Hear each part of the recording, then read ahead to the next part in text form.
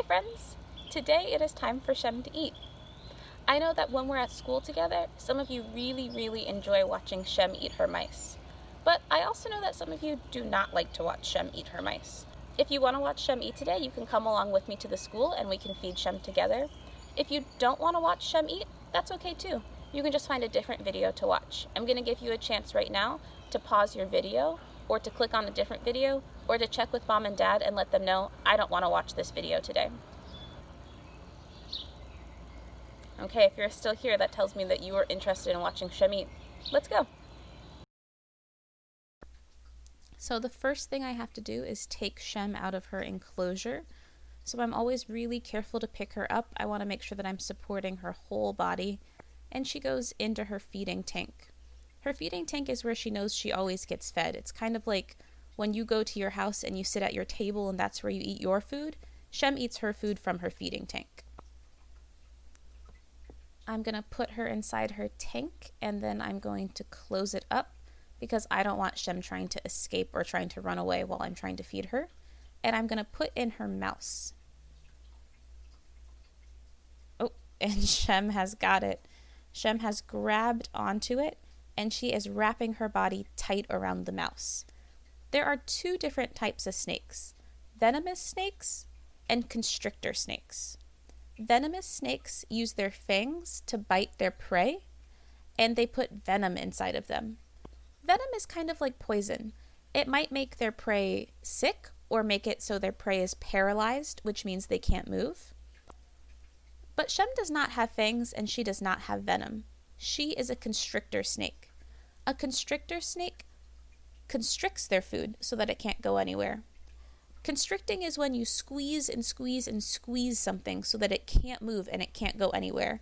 So you can see Shem is constricting that mouse. She is using her whole body to squeeze and squeeze and squeeze it so that it cannot go anywhere. So you can see Shem is wrapping her body tight around the mouse. She is not letting that mouse go anywhere, and she's going to squeeze it and squeeze it until she knows that it's ready for her to eat. Sometimes it can take a few minutes. Sometimes she spends a few minutes constricting her food.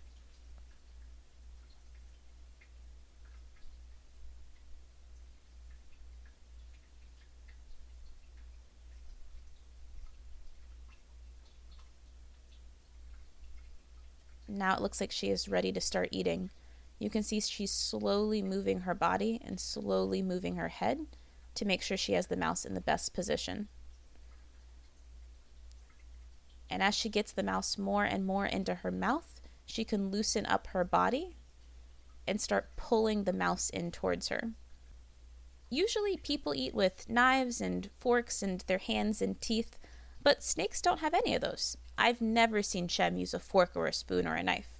She just has to use her mouth and her body to pull and push the food in. Can you imagine if you had to eat your food with no hands? It might be a little bit tricky. Now Shem has that mouse about halfway in, and you can see it's stretching out her neck. She's stretching out her mouth and stretching out her neck to make that mouse fit in.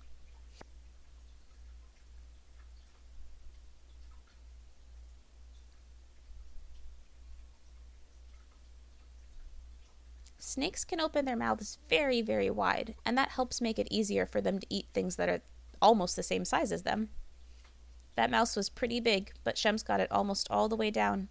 And you can see in her neck and in her throat area, right underneath her head, her body is all stretched out. You can see where the mouse is inside of her. Snakes don't have teeth to chew up their food, so she just has to swallow the mouse whole, and then slowly she digests it. There are special chemicals in her body that help break down the food. She's twisting and turning and pushing that mouse down.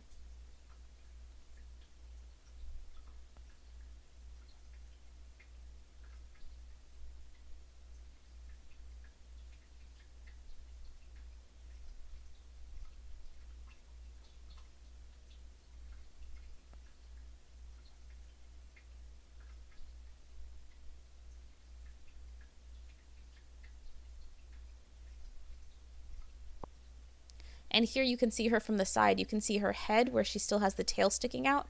And then she is curving her body, and that curve is pushing the mouse down and down and down into her belly where it can digest. Usually I give Shem a few minutes in her feeder tank where she can push that mouse down. I give her a little bit of time to digest before I put her back in her big tank.